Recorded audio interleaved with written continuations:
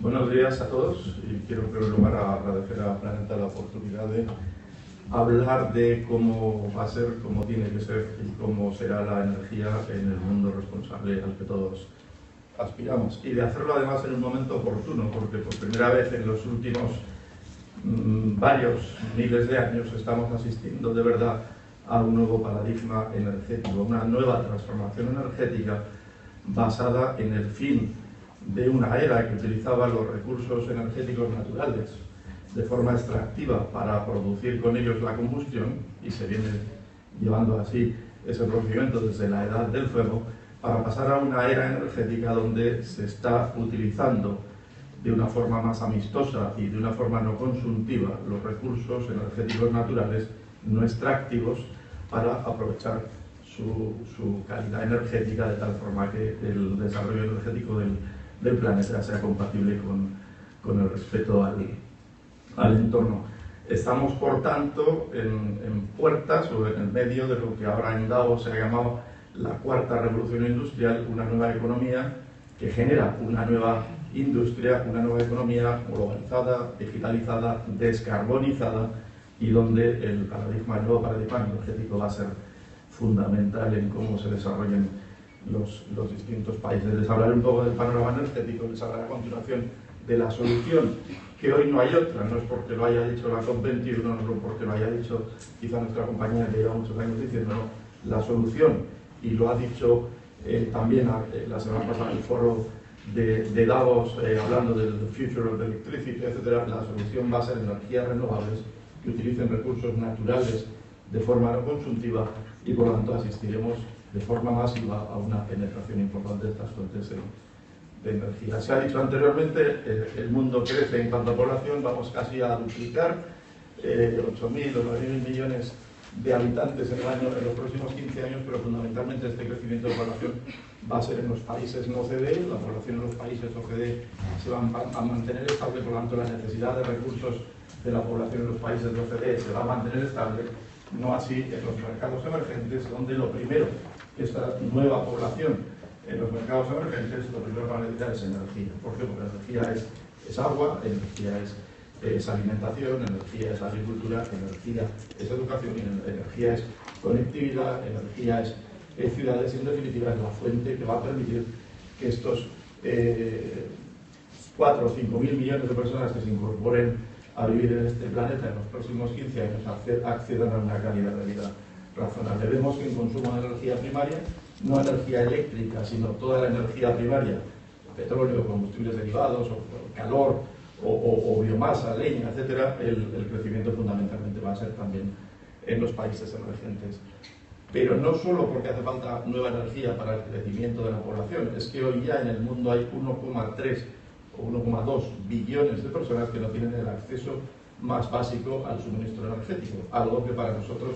hoy, aquí esta mañana, sería absolutamente impensable. El 57% de la población de África no lo tiene, el 5% de Latinoamérica, o el 17% de la Asia,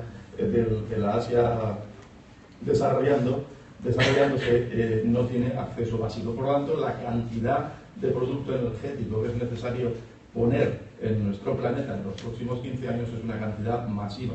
que tiene que hacer frente a la falta de acceso de 1.300 millones más de toda la población en la que el mundo se va a incrementar. Y nos encontramos ante ese reto de poner una cantidad masiva de producto energético en el planeta. Nos encontramos además con un problema que ya nadie cuestiona, que es un problema ya de absoluto, o que es una situación de absoluto consenso. En la COP21 yo creo que ha sido ya el detonante definitivo de que ya no hay una vuelta atrás en el cambio climático, de que ya no hay una sola voz disidente en cuanto a la necesidad de contribuir a no emitir toneladas de carbono que afectan el calentamiento del global. Pero a pesar de eso, pues nos encontramos ante el reto de energizar la economía, pero en un planeta donde ya la mitad del carbono que se tenía que haber emitido para no sobrepasar los famosos 2 grados de temperatura del planeta ya se ha emitido. Por lo tanto, no hay tiempo ya para mantener los 2 grados. Las emisiones van a seguir creciendo. Hay muchos países en vías de desarrollo que van a seguir necesitando desarrollarse, no solo con plantas energéticas, sino también con industria que emite carbono. y si se cumple con lo previsto, con los compromisos voluntarios en la COP21, pues llegaremos algo así como a los 3 grados, con voluntad de recortarlos. Pero nos encontramos ante el paradigma de que hay que masificar la inversión en energía en un mundo que no admite ya nuevas emisiones de CO2. El World Economic Forum en el año 2014 diseñó, sobre todo para las economías emergentes que tienen que desarrollar su nueva arquitectura energética, diseñó cuáles son los marcos de referencia para sus nuevas arquitecturas, que tienen que tener ya en cuenta, sin ninguna duda, el triángulo famoso. O sea, la arquitectura energética debe pensarse, diseñarse pensando en el desarrollo y crecimiento económico, es decir, precio, affordability, precio que permita el crecimiento económico de los sistemas, sostenibilidad ambiental, sin duda, bajas emisiones o cero emisiones a ser posible, y seguridad energética desde dos puntos de vista, no solo desde el punto de vista de seguridad física, estamos asistiendo a ello, a determinados problemas geopolíticos, de guerras o de terrorismo que efectivamente pueden afectar a grandes corredores de transmisión energética en los distintos países, no solo seguridad física, sino también dependencia energética de otros países del entorno con algunas alteraciones geopolíticas. Léase Ucrania versus Rusia o Oriente Medio o, sin irnos mucho más lejos, pues Latinoamérica respecto al gas de Bolivia o al gas de Argentina, que también ha visto cómo condiciones económicas y geopolíticas hacían tambalear los intercambios de producto energético. Pero todo eso atendiendo además a unas condiciones de mercado, a unas condiciones de contorno, a unas fronteras y a unas restricciones como serán la disponibilidad de agua, la disponibilidad de tierra, a unas restricciones sociales, a unas restricciones de la sociedad que permitirán o no permitirán el diseño de cada arquitectura energética. Pero estas serían las bases para pensar que en estas nuevas economías la energía tiene que ser competitiva, barata, tiene que ser limpia y tiene que ser segura. Por lo tanto, la búsqueda de la solución no hay más que una, que es las energías renovables. Podría decirse que si no existieran las tendríamos que haber inventado porque tienen el mejor atributo de todos los productos energéticos. Utilizan un producto energético natural, ilimitado, local,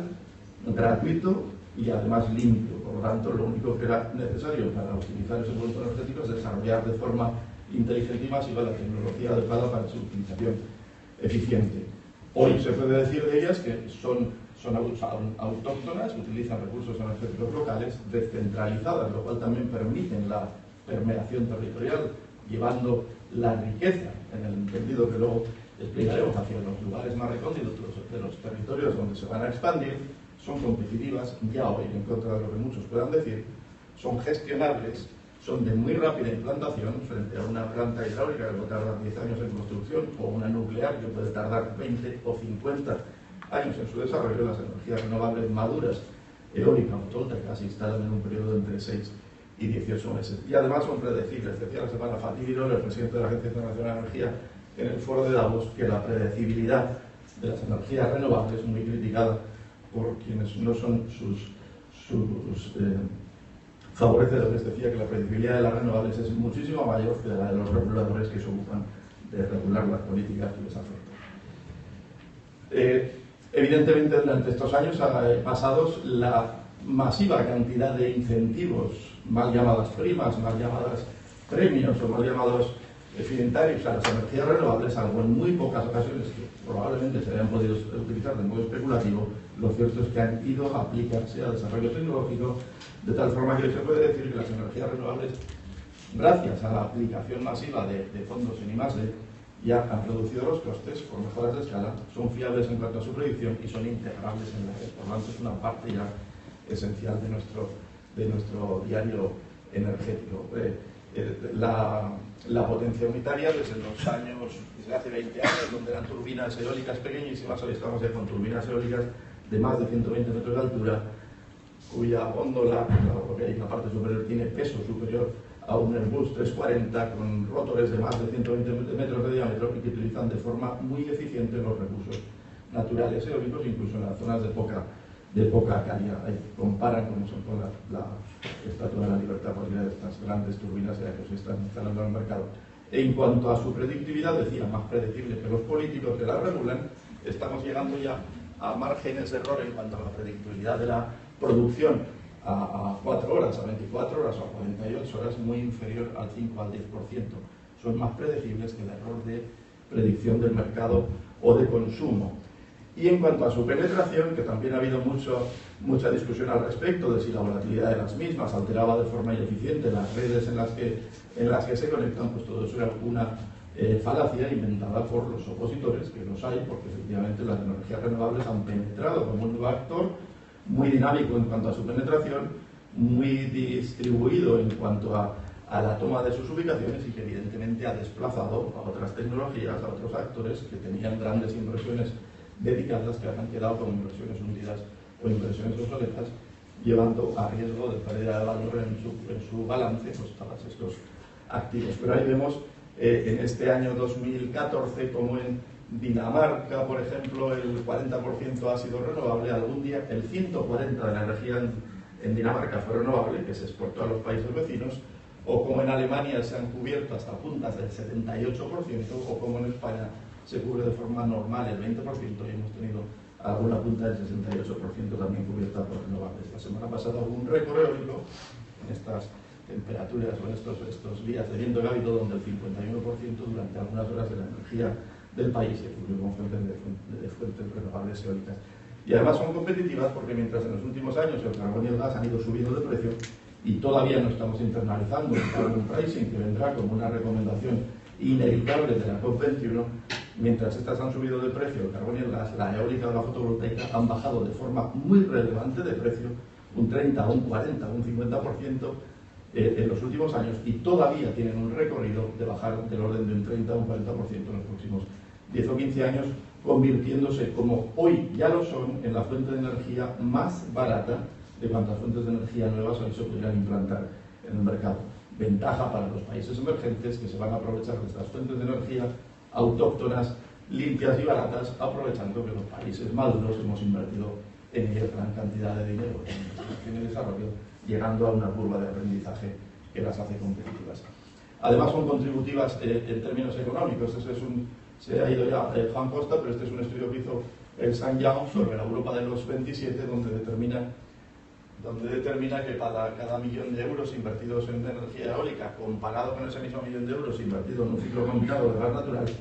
la energía eólica genera 1,5 veces más empleo o genera 3 veces más de retorno fiscal. Es evidente porque el ciclo combinado de gas natural, donde genera empleo es en los países productores de gas o en los países productores de tecnología de ciclos combinados, entre los que no se encuentra, por supuesto, ni nuestro país ni ningún otro de los emergentes en este momento donde estas tecnologías tienen que implantarse. Y lo mismo en términos de retorno fiscal, el gas paga impuestos en los países productores, en los países del Middle East, etcétera, etcétera. Por lo tanto, es una evidencia que las energías renovables hacen una penetración masiva territorial, creando empleo, PIB, economía y retorno fiscal en esas economías. Por lo tanto, la conclusión que quiero transmitirles es: no hay ninguna duda, que no lo entienda si está bien equivocado, y lo que tiene que hacer es haciendo una corrección del ajuste de sus activos en sus libros. No hay ninguna duda que, sobre todo después de la COP21, donde 187 países responsables del 90% de las emisiones han presentado sus índices, que eran los compromisos de reducciones voluntarias de emisiones, y ahí tienen el mapa donde Rusia dice que emitirá menos en el año 30 de lo que emitía en el año 90,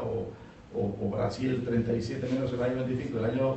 5. No cabe duda que todos los países tienen compromisos de reducción consensuados a nivel de la cumbre de París, y por lo tanto que esto va sin duda en esa dirección. Es por eso que, si bien decíamos antes que la energía primaria va a crecer en el mundo un 30% en los próximos 15 o 20 años, la energía eléctrica va a crecer un 70% en los próximos 15 o 20 años, pero la renovable va a crecer un 400% en ese mismo periodo. Va a ser de forma masiva, y además lo va a hacer en todo. Lo va a hacer en China, que se está convirtiendo en el primer país productor del mundo de energía renovable, tanto eólica como fotovoltaica, como en OCDE, como en otros mercados emergentes, de tal forma que podremos asegurar que hasta el año 2040 son fuentes de Bloomberg y de la Agencia Internacional de Energía. Se van a invertir 13 trillones de dólares en energía, de los cuales más de la mitad será en generación y de los cuales el 70% será en generación renovable, de tal forma que llegaremos a un año 2040 donde el 77% de la energía en Alemania será limpia, el 34% de la brasilera, el 24 o 26 de la de África o el 52 de la de Australia. Estamos, por lo tanto, ante una nueva era energética es una nueva oleada tecnológica. Se quemó madera, pero la era de la madera vino desplazada por la era de la utilización del carbón, está por la era del petróleo, y ahora estamos en una nueva era que ha llevado para quedarse, que es la de los combustibles fósiles. Decía un ministro del petróleo saudí hace unos años que la edad de piedra no terminó por falta de piedra. Estamos en la misma situación. La edad del petróleo no va a terminar por falta de petróleo, va a terminar porque hay un consenso de que no se van a producir más emisiones de CO2 a la atmósfera, y la única forma de evitarlo es sustituir las emisiones fósiles por fuentes de energía limpias. Termino ya con una pequeña pincelada sobre nuestra compañía. Acciona Energía, dice la revista Energy Intelligence que en este momento es la top 1 green utility in the world, después de analizar una población de activos energéticos superior al 50% de la capacidad instalada en el mundo. Tiene casi